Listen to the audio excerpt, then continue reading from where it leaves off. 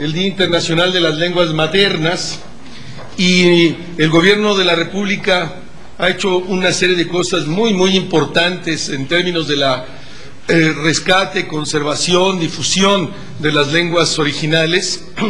Y está con nosotros el doctor Fernando Nava, que es el director general del Instituto Nacional de Lenguas Indígenas, para que nos plantee algunos datos, información que estoy seguro será de su interés. Fernando, por favor. Muy buenos días. En efecto, el día de ayer el mundo entero celebró el Día Internacional de la Lengua Materna, y en esta ocasión el Instituto Nacional de Lenguas Indígenas agradece su atención y presenta algunos elementos relativos a la diversidad lingüística del país, elementos relativos al propio instituto, labores que éste ha venido desarrollando en su año y fracción de vida.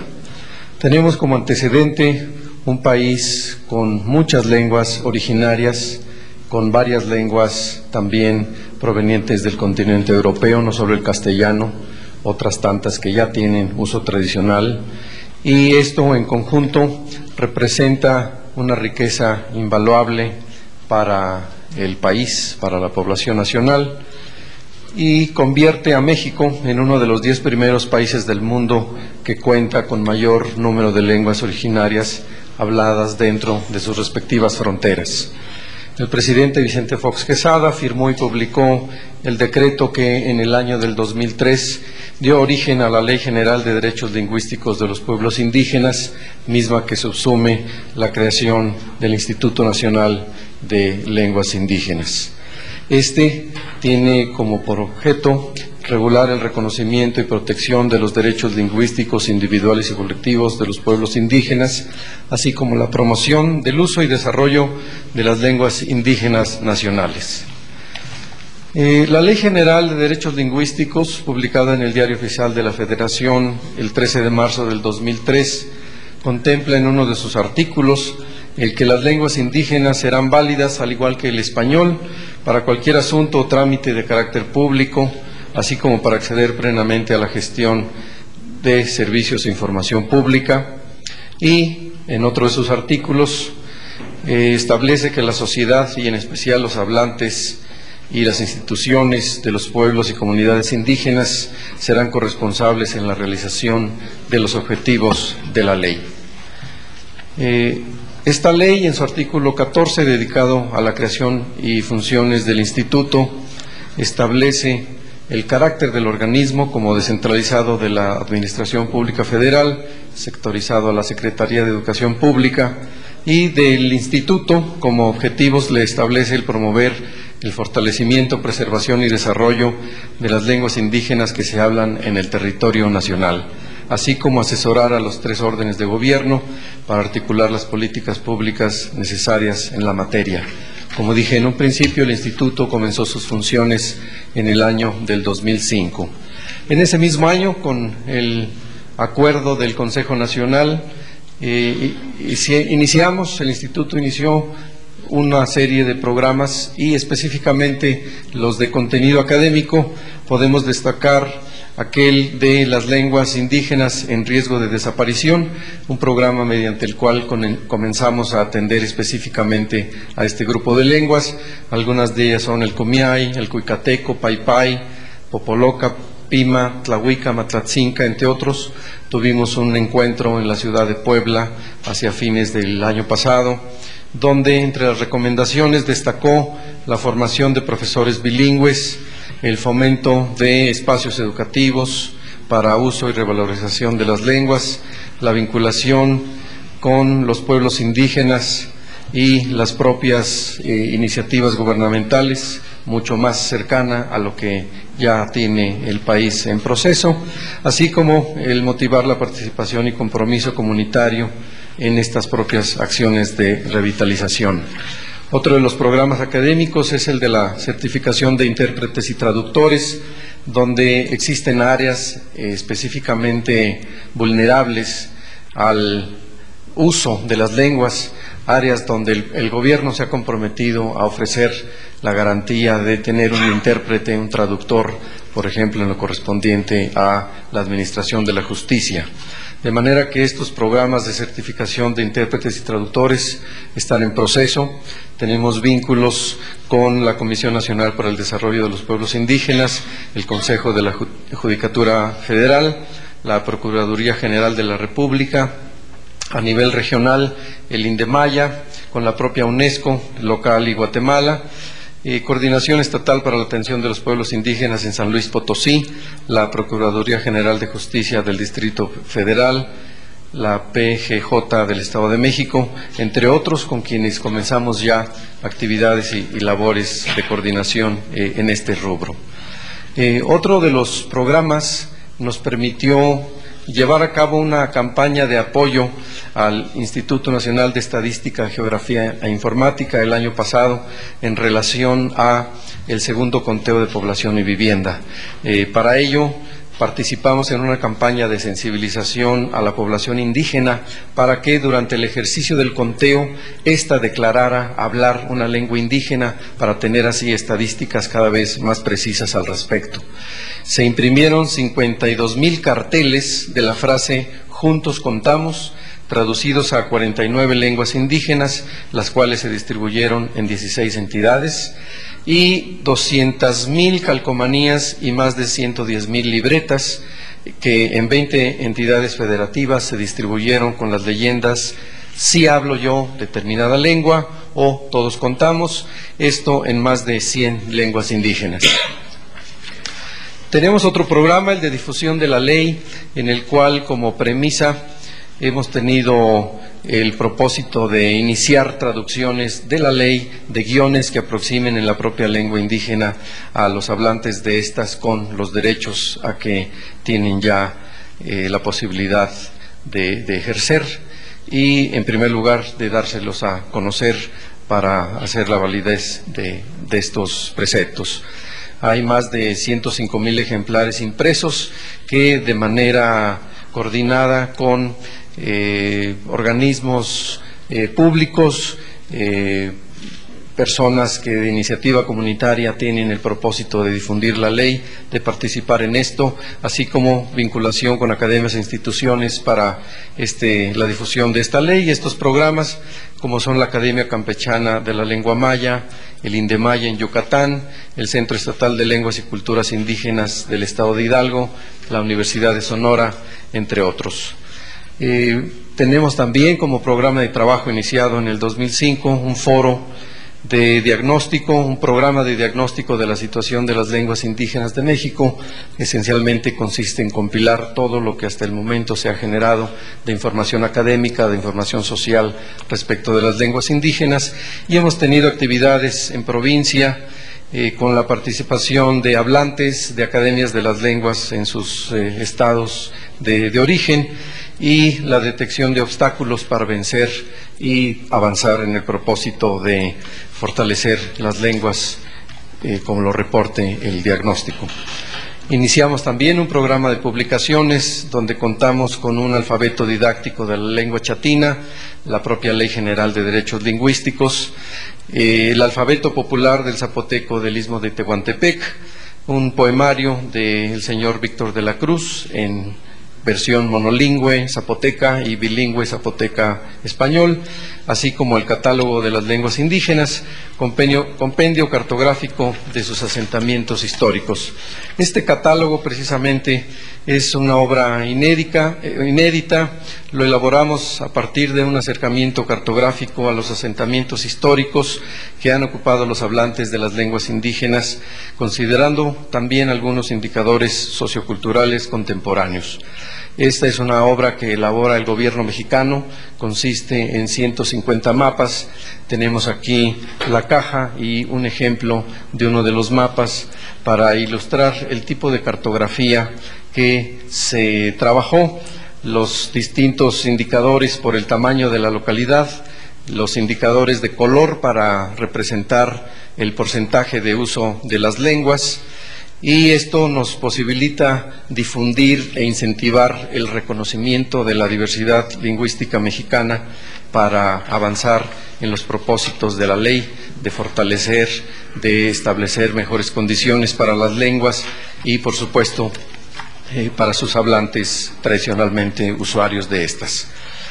El día de ayer celebramos el Día Internacional de la Lengua Materna, donde el Instituto Nacional de Lenguas Indígenas otorgó reconocimientos a diferentes personas, diferentes instituciones que han destacado por el uso y el manejo que han dado en pro de las lenguas indígenas mexicanas.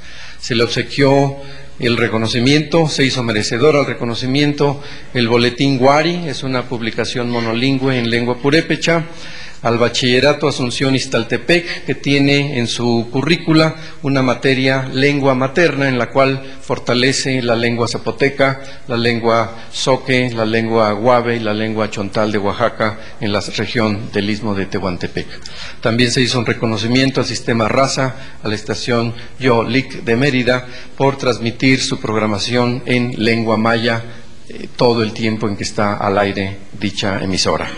Se le dio un reconocimiento también a la telenovela Barrera de Amor del Grupo Televisa por enaltecer el uso de la lengua náhuatl dentro de esta telenovela, así como al maestro Andrés Enestrosa por propiciar el análisis y la discusión del alfabeto para la escritura de la lengua zapoteca del Istmo, como a la doctora Belma Piquet, quien participó hace 50 años en la mesa redonda que elaboró y decretó este alfabeto popular para la escritura del zapoteco del Istmo, como dije, hace 50 años en la sede de la Academia Mexicana de la Historia, donde estuvimos ayer con la generosidad y hospitalidad que caracteriza a dicha academia. Dentro de las actividades relativas al Día Internacional de la Lengua Materna, en la gira presidencial del lunes en el estado de Chihuahua, en Huachochi, estuvimos en la reapertura de la nueva sede de la estación de radio indigenista Equisetar, que atiende a las lenguas rarámuri, guarijío, pima y tepehuano del norte, allá en Chihuahua, y conmemorando efectivamente el día de ayer estos 50 años del alfabeto popular del Istmo de Tehuantepec, una lengua que contó con una escritura en la época prehispánica, que contó con una escritura como muchas de las lenguas ya en la época colonial a partir de los alfabetos latinos, y que hace 50 años estableció ya criterios contemporáneos para un uso popular de esta. Tenemos también el día de ayer actividades relativas a la presentación del catálogo mismo, al que ya hice referencia, y el día de hoy y mañana continuaremos con actividades académicas en el Hotel de México relativo a la preservación de las lenguas, a la genealogía de las lenguas, al estudio de las lenguas y los mapas curriculares de investigación sobre estas lenguas indígenas en participación con programas universitarios y academias de lenguas indígenas que desde el año pasado tienen ya vinculación con el instituto. Finalmente, unas reflexiones que compartimos con ustedes relativas a el que los mestizos tradicionalmente asocian a la realidad indígena con la pobreza. Sin embargo, vale destacar que dentro de este mundo indígena las lenguas representan una gran riqueza cultural, es un patrimonio no solamente mexicano, sino humano, que dignifica nuestra condición de mexicanos como sociedad plural. El mundo que se caracteriza en muchos de sus aspectos por la globalización, tiene en la conservación y preservación de las lenguas un orgullo, un elemento que permite fortalecernos a nosotros como mexicanos y enorgullecernos dentro de esta realidad que es nuestra identidad nacional.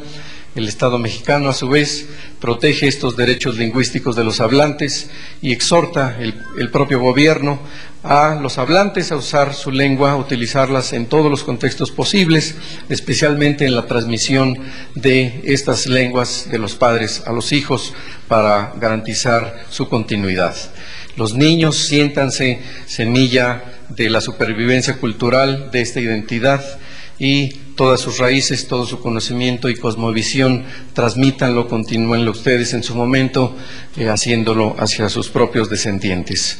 Así como en la biología se recomienda que la diversidad es necesaria para el sostenimiento de las especies, para la cultura mexicana, la diversidad lingüística como fenotipo de nuestra idiosincrasia y orgullo de sabernos de una sociedad, miembros de una sociedad multilingüe, plurilingüe y enarbolando una actitud de defensa y protección y reconocimiento de estos valores. Es todo. Muchísimas gracias. ¿Alguna pregunta? Sí, compañero. ¿Cuántas son las lenguas indígenas que estarían en riesgo de desaparecer, de las que mencionaba al principio? ¿De qué universo de lenguas que hay en el país? Y de acuerdo con el último conteo de población, ¿cuál es el número de habitantes que hablan una lengua indígena en México? Gracias.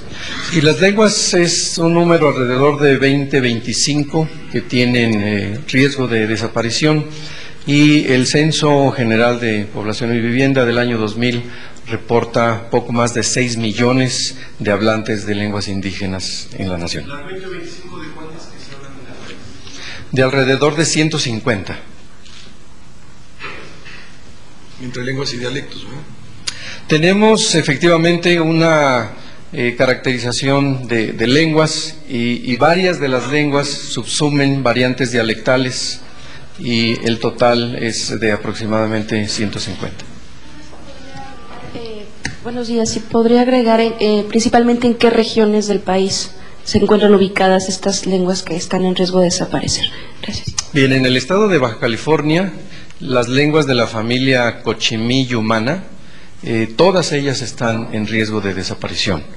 Hacia el sur del país, en Oaxaca, tenemos otro conjunto de lenguas amenazadas, y el sur de Veracruz también reporta lenguas ya con pocos hablantes. ¿Alguna pregunta más? Sí. Yo quisiera preguntarle si hay un rezago en cuanto a escuelas que imparten educación bilingüe y que no pueden asistir a aquellos niños que hablan una lengua o un dialecto. Sí, hay zonas donde no existe una escuela, sin embargo son las zonas que el CONAFE está atendiendo, y tienen ellos una muy buena actividad en desarrollo, porque una de las preocupaciones para atender a esta población, donde las propias características no permiten el que se establezca una escuela en los términos en que la conocemos, especialmente por razones del número de habitantes de una localidad. Ahí el CONAFE tiene un trabajo muy bien estructurado, en el cual los promotores son hablantes de la lengua, son miembros que pertenecen a la comunidad, y sabemos de experiencias exitosas en ese sentido. A pesar de no contar con una estructura escolar convencional, el CONAFE tiene actividades exitosas en ese terreno. ¿Pero no se quedan sin educación? No se quedan sin educación. Tienen grupos multigrado, y sabemos de experiencias con uso de la lengua indígena exitosas. ¿Alguna pregunta más? Fernando. Muchas gracias. Mil gracias. Muy buenos días. Despídete en purépecha. Huecas un exonarín, canik Dios me llamo en chanson en Chufacá, tata doctor en Egueyango Cajuranishu, ka Dios me llamo son arín yaminambe en Huecaca. Muchas gracias, Gilbo.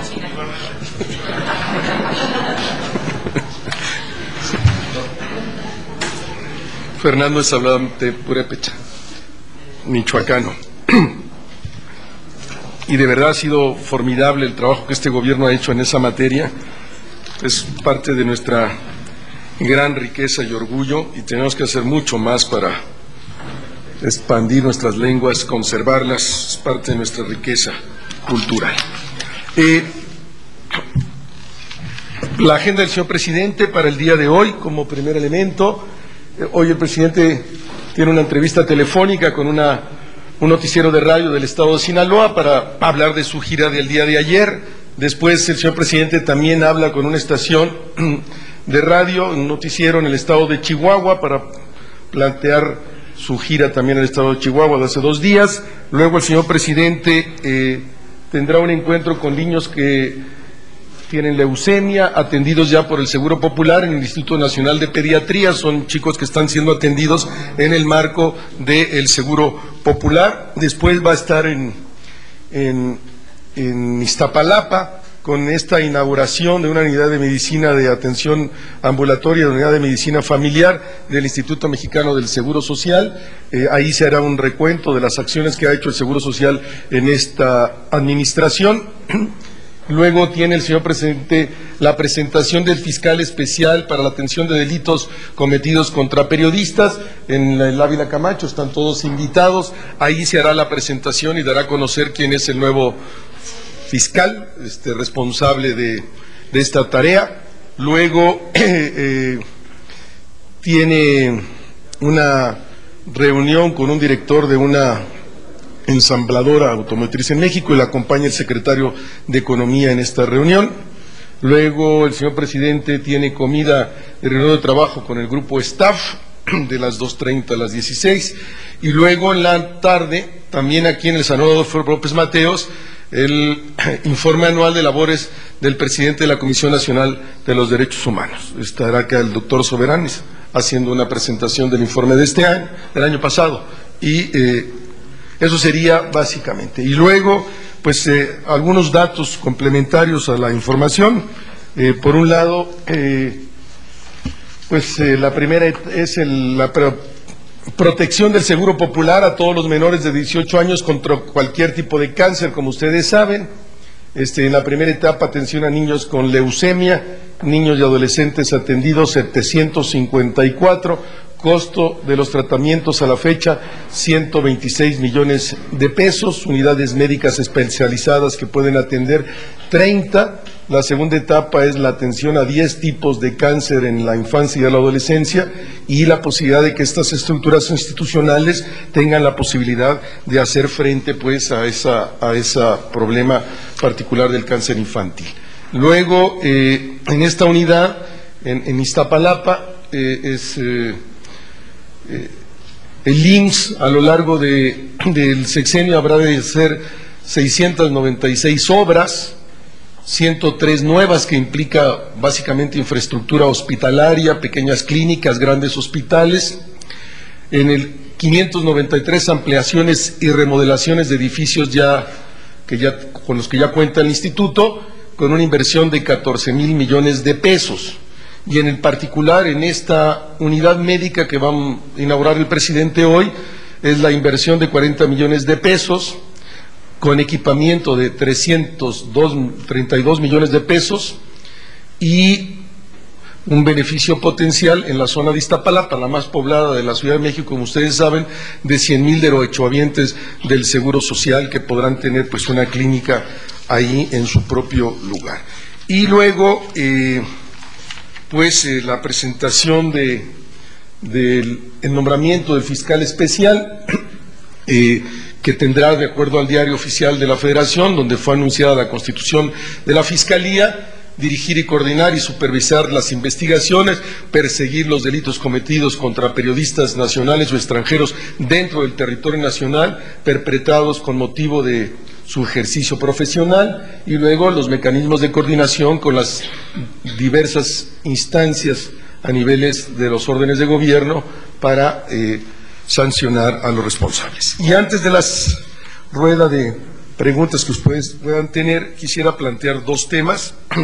Por un lado, el día de hoy se cumple el 93 aniversario luctuoso del asesinato de Francisco I. Madero y José María Pino Suárez. La Presidencia de la República recuerda este día la memoria de don Francisco I. Madero, el apóstol de la democracia, que murió por defender sus ideales. El sueño de Madero era hacer de México un país plenamente democrático, un país de instituciones fuertes en el que se respetara la ley y las libertades de todos los ciudadanos. Hoy, más que nunca, la vida y la obra de Francisco I. Madero deben ser un ejemplo a seguir por todos los mexicanos y en especial por la clase política. En este aniversario, todos los mexicanos debemos refrendar el legado de democracia y libertad de Francisco I. Madero. La Presidencia de la República exhorta a los actores políticos a hacer su máximo esfuerzo por ser ejemplo de honestidad, congruencia, compromiso con la libertad, como lo fue Madero. Este es sin duda el mejor homenaje que puede brindar la patria a la memoria de este héroe mexicano. Y en una segunda nota, La Secretaría de Economía y la Fiscalía Especial para la Atención de Delitos Electorales instalaron el día de ayer el Comité de Transparencia para la Prevención de Delitos Electorales, el CODESE. El CODESE tiene como objetivo vigilar y garantizar el ejercicio imparcial de los recursos y programas a cargo, en ese caso, de la Secretaría de Economía. Con este comité se pretende, 1, establecer criterios de imparcialidad y legalidad para los servidores públicos y operadores de los programas. 2, promover la capacitación en materia de prevención de delitos electorales. 3, vigilar la entrega de recursos en entidades federativas, conocer las quejas y denuncias que se reciban en materia de delitos electorales. Y 4, establecer un indicador de transparencia en el ejercicio de los recursos y programas a cargo de la Secretaría de Economía para el caso en lo particular.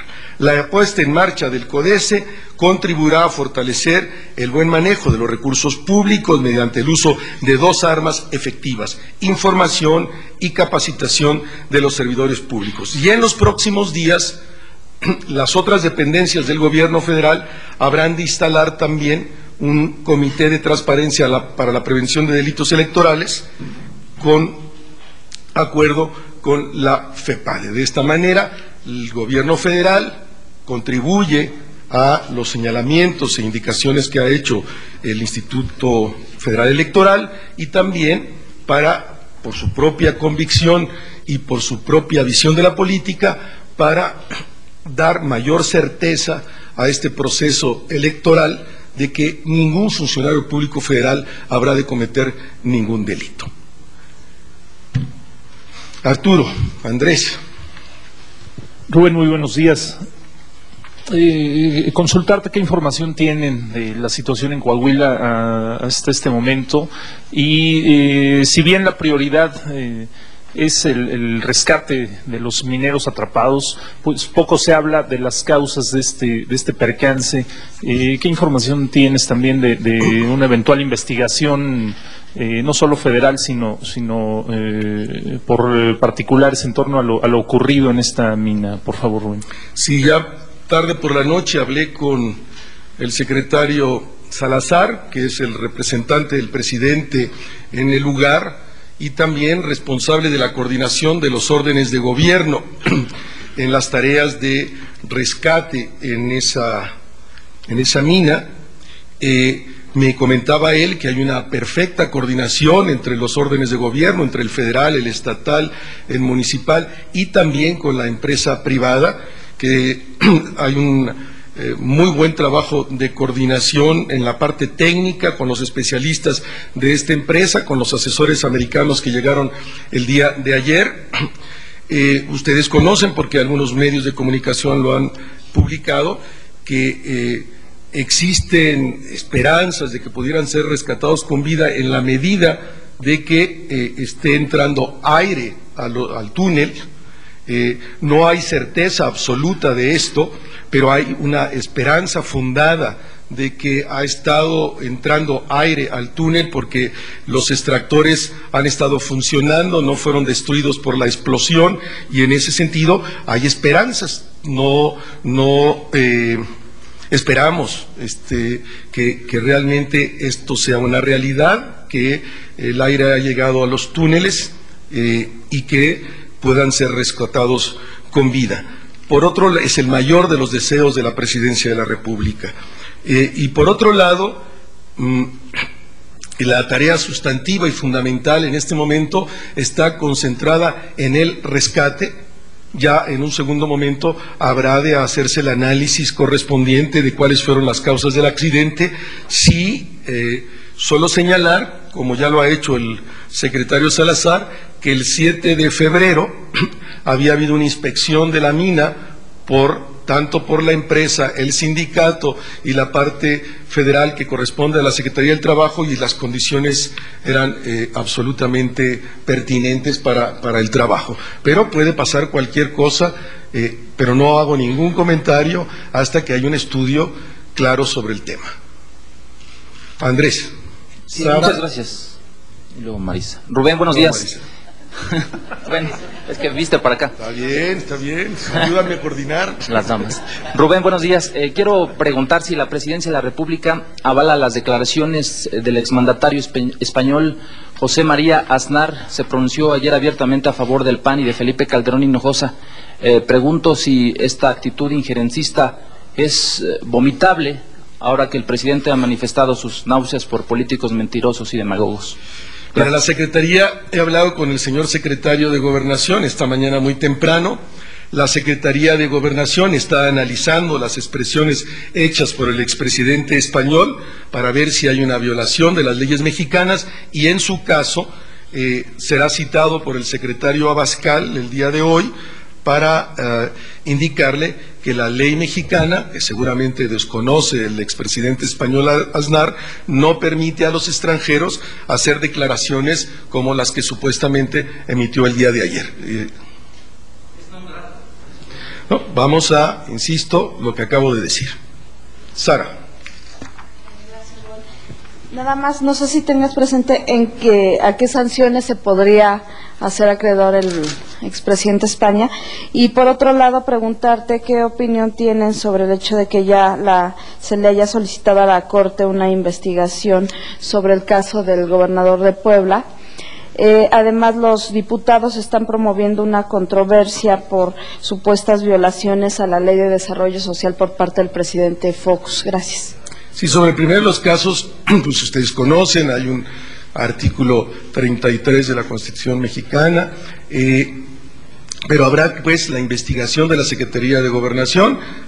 De esa investigación se le llamará el día de hoy la propia Secretaría de Gobernación y se determinará pues si es objeto de sanción o no. Dejemos que corra pues esta investigación de la Secretaría y esta reunión con el expresidente español. ¿Sí? Bueno, dependiendo del estudio que haga la Secretaría de Gobernación, como ya lo indiqué antes, y si hay lugar, lo citará el propio secretario Abascal para comentar con él la situación. E indicarle que en el marco de nuestras leyes no está permitido que un extranjero exprese este tipo de dichos, en el supuesto que realmente los haya dicho el día de ayer, pero insisto que en Gobernación está al tanto y ella hará la investigación correspondiente. Y sobre las otras preguntas, Sara, bueno, pues el poder, por un lado, está en el marco de las atribuciones del Poder Legislativo esta solicitud que hace a la Corte de la República para la investigación del gobernador Marín. Es uno de los elementos contemplados en la legislatura. Nos parece que es una buena decisión del Poder Legislativo y puede arrojar muy buenos resultados para resolver este problema que se ha suscitado por un lado, en el gobierno de Puebla y en el cual están implicados también particulares. Y dejar en claro si hay delito que perseguir en términos de la violación del derecho de libertad de prensa de una periodista.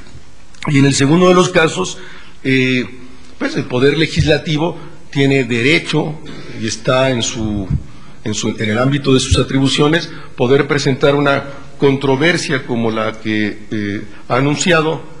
Desde el punto de vista de la Presidencia de la República, nosotros consideramos que hemos dado cumplimiento exacto a las leyes electorales, que no existe materia, pero el Poder Legislativo tiene ese derecho y la Corte es la que habrá de dar su última palabra. Y nosotros, en ese caso, acataremos la resolución de la Corte. Marisa, luego Cristian, luego Ivonne. Gracias. Independientemente de que ahora la esperanza es de que sigan con vida los mineros y considerando que la mayoría de ellos no cuentan con un seguro de vida, la Presidencia de México no hará un llamado, no conminará a la empresa a que en caso de alguna desgracia se les paguen seguro a pesar de que no lo tenían contemplado. Pues ese anuncio ya lo ha hecho la propia empresa, que ella será a cargo de vida, sino como gastos en caso de que murieran los mineros, ¿no? Pero yo lo que tengo entendido es que la empresa sería a cargo también de un seguro de vida, pero en todo caso corresponderá a las autoridades del trabajo hacer valer la ley hacer que esta se cumpla, y es el propio secretario del Trabajo quien encabeza la coordinación en el sitio. Cristian. Rubén, gracias, muy buenos días. Para preguntar, igual en este tema de los mineros, ¿pediría el gobierno mexicano el apoyo de extranjeros para lo que es este rescate de los mineros, de equipos de rescate provenientes de otros países, principalmente de los Estados Unidos? Y por otra parte, que nos aclararas cómo se encuentra el estado de salud de la mamá del presidente. Se dice que anda, creo que por Acapulco, por recomendación médica, para estar al nivel del mar. Gracias. La segunda, está cosa de perfecto estado de salud, como ya lo indiqué el día de ayer. No sabemos de dónde surgió este irresponsable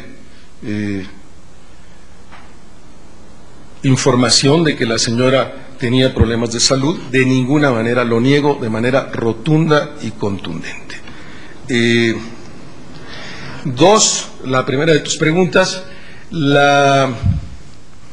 esta empresa en particular es la empresa que en México tiene los mejores especialistas en materia de rescate, en problemas como el que se suscita. Y ha sido apoyada también por otras empresas de la región con sus especialistas. La propia empresa solicitó asesoría de técnicos norteamericanos que están en el lugar, no para la realización de las tareas operativas, para lo cual con los técnicos, ingenieros mexicanos que trabajan y laboran en esta empresa, existe la capacidad y la técnica suficiente, pero han venido grupos a asesorar. No hay una petición formal del Gobierno de México, no, es una responsabilidad de empresa, y de otro lado consta al Gobierno de México que esta empresa cuenta con los mejores especialistas que existen en el país en esa materia. Neira, perdón, Ivonne, sí, Neira Vero. Tres asuntos, Rubén. Está previsto el viaje del presidente en las próximas horas a Coahuila, por una parte. Por otra, una investigación de Reforma reporta hoy que el presidente habría duplicado el número de spot de 2004 a 2005, al mismo tiempo la percepción a través de una encuesta de la ciudadanía de que esto sí es participar en favor de la campaña del aspirante presidencial del PAN. Y tres, el presidente ha señalado que un pasado de clientelismo y coyotaje ha quedado atrás en materia de vivienda, y sin embargo ya está en manos de la Secretaría del Trabajo una posible tapadera de lo que podría ser el manejo del Infonavit, toda vez que este quedaría al margen del IFAI. Tu postura al respecto, por favor.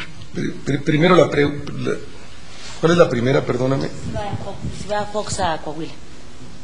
La segunda. La duplicación de spot y la percepción de la ciudadanía. Sí, ok.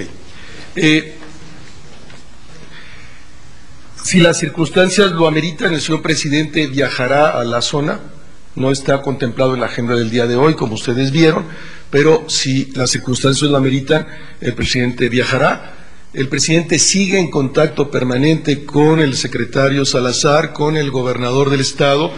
Él está muy preocupado de lo que acontece ahí. Yo todavía ayer, hacia las 10 de la noche, le proporcioné el último informe después de hablar con Salazar. Él ha estado muy atento.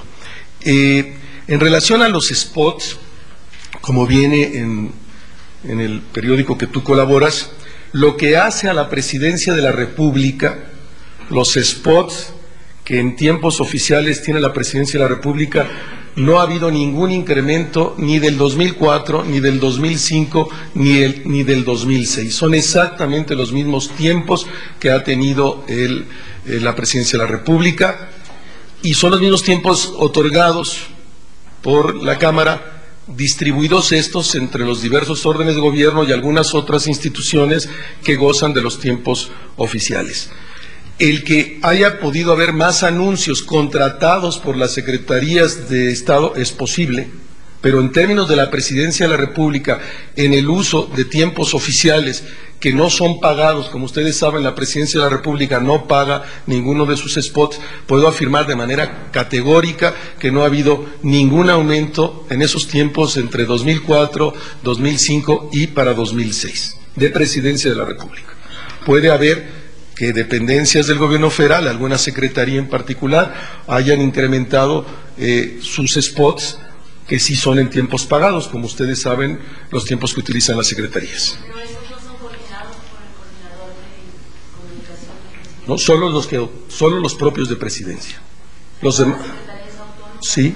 ¿No hay una estrategia gubernamental para Esa es la estrategia, que cada secretaría, con una serie de criterios que ella tiene en razón a los públicos que quiere comunicar, a los públicos que quiere llegar, a los sectores de la población a los cuales quiere informar de tal programa para que se inscriban en la vacunación o para que paguen el impuesto, está en el ámbito de cada una de las secretarías y es decisión propia de las secretarías. El centralismo que antes había, que desde Los Pinos se decidía todo en esa materia, eso ya no existe desde el inicio de la administración. Luego, el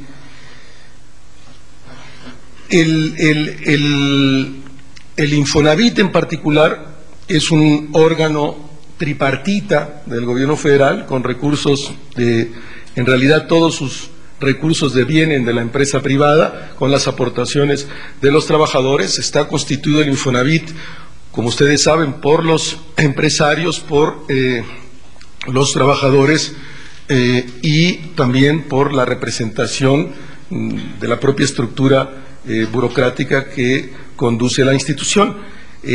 Por un acuerdo del Consejo de Administración se decidió que el Infonavit no estaba regulado por el IFAI, pero sí por un reglamento mucho más exigente incluso que el IFAI para la transparencia interna.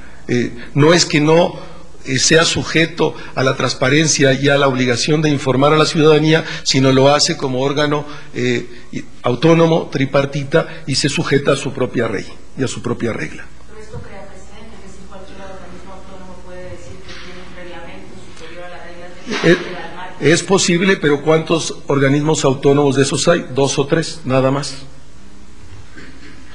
Y está, insisto, un reglamento muy estricto, muy fuerte de transparencia, aprobado por su Consejo de Administración, integrado por todas las estructuras del sindicalismo mexicano, por los empresarios y por la propia estructura de la institución. ¿La presidencia garantizaría que habrá transparencia en el Infonavit con ese reglamento? Absolutamente. Neira. Buen día, Rubén. Quiero preguntar si es parte de una estrategia arremeter en los últimos discursos del presidente de la República contra la oposición, contra los del pasado, lo que huela a populismo, y si esto no provoca un ambiente de confrontación o suba al ring al presidente de la República rumbo a la contienda electoral, por un lado, y por otro la opinión del gobierno en torno al hecho de que una televisora, en específico Canal 40, haya salido al aire a través de una señal que no le fue otorgada en términos de la ley, sino apoyada por un litigio mercantil que fue por parte de los concesionarios. Sí. El presidente de la República, como lo ha hecho a lo largo de toda su administración, seguirá proponiendo su visión del país, su visión de la historia del país, su visión de qué es lo que conviene al país. Lo ha hecho siempre y lo seguirá haciendo, siempre, eso sí, en el marco de la propia ley electoral y con respeto absoluto al acuerdo de neutralidad aprobado por el Consejo General del IFE el domingo pasado. Y esta es nuestra posición. Y respecto a lo del Canal 40, por la noche hablé con el secretario Cerizola y hoy también muy temprano en la mañana con el secretario Abascal. Los secretarios de Comunicaciones y de Gobernación atienden de manera coordinada este problema. Gobernación está abocada a la tarea de mediación entre los dos particulares para contribuir a la solución del problema. De hecho, está coordinando reuniones, Gobernación, entre las partes de estos particulares para resolver el problema, y Comunicación vigila que se cumpla lo señalado por la normatividad. Estas dos dependencias informarán a la opinión pública sobre las resoluciones a los que se llegue en cualquiera de los casos. Por un lado, en esta tarea de mediación que está haciendo Gobernación con los particulares en conflicto. ¿Algo más? La Secretaría de Comunicaciones y Transportes, si fuera el caso, ella hará una declaración sobre el tema. Sara. Sí, Vero. Buenos días.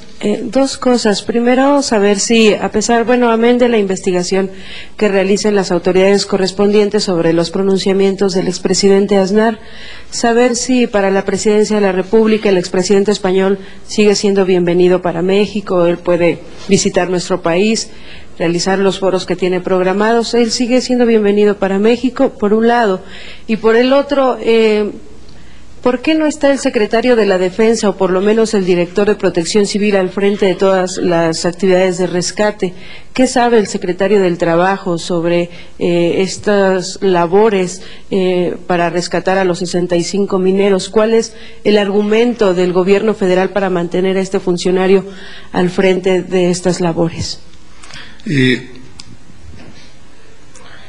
La Secretaría de Trabajo es la responsable de las condiciones de seguridad, en el caso de la industria minera. Ella es la que hace las observaciones directas sobre condiciones de trabajo, como lo hace en todo el sector productivo del país.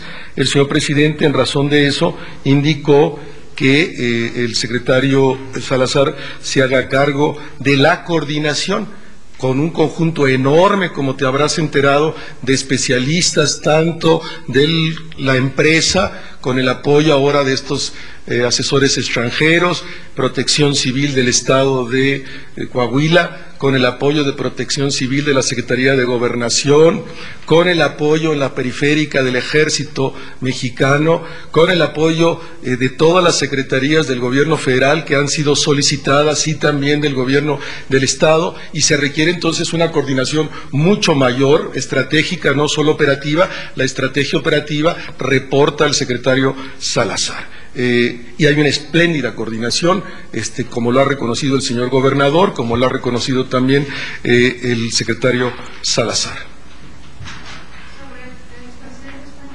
Ya fijé la posición. Víctor. Dos cosas rápidamente. Desafortunadamente este tipo de hechos como lo de la mina en Coahuila pone al descubierto muchas irregularidades que después nos sorprenden, cosa que se vive en la cotidianidad. También en Estados Unidos se registró recientemente un hecho similar y sin embargo allá el propio dueño de la empresa ha ido al Senado a solicitar modificaciones legales, y quizás la minería en nuestro país no sea el único sector que se encuentra en un retraso extraordinario. Está también el sector agropecuario, donde se cometen infinidad de abusos en contra de los trabajadores. La presidencia o el gobierno federal está interesado en llevar a cabo modificaciones legales, porque al menos en el discurso pues el gobierno dice que defiende los derechos de los trabajadores, pero en situaciones como esta los trabajadores no cuentan con salarios adecuados, vacaciones, prestaciones, etcétera. ¿Estarían ustedes dispuestos a enviar una iniciativa de ley para que estos sectores tuvieran mejores condiciones? Me refiero a los trabajadores. ¿Cuál es la pregunta, Víctor? Perdón. Si el gobierno federal estaría interesado en enviar iniciativas de ley para mejorar las condiciones de trabajo tanto de los mineros como quizás de otros sectores como el sector agropecuario. Sí, si hay necesidad, y con el análisis que se haga, la investigación que se haga, resulta que hay una serie de irregularidades, con violaciones al contrato colectivo, de violaciones a la ley del trabajo, o de que estas disposiciones mismas tienen hoy errores o no alcanzan para cubrir todo lo que la ley debe de cubrir en relación a un trabajo como esto, desde luego que estaríamos en esa condición. Solo señalar que el 7 de febrero todos los técnicos de la Secretaría del Trabajo más la empresa encontraron, y el sindicato, y con la representación del Comité de Vigilancia y Seguridad del sindicato, encontraron que había excelentes condiciones de operación en la mina. Si las cosas cambiaron con todo y la investigación la arroja, desde luego que estaremos en esa condición, Víctor. Gracias, nos vemos mañana, muy amables. Buenos días.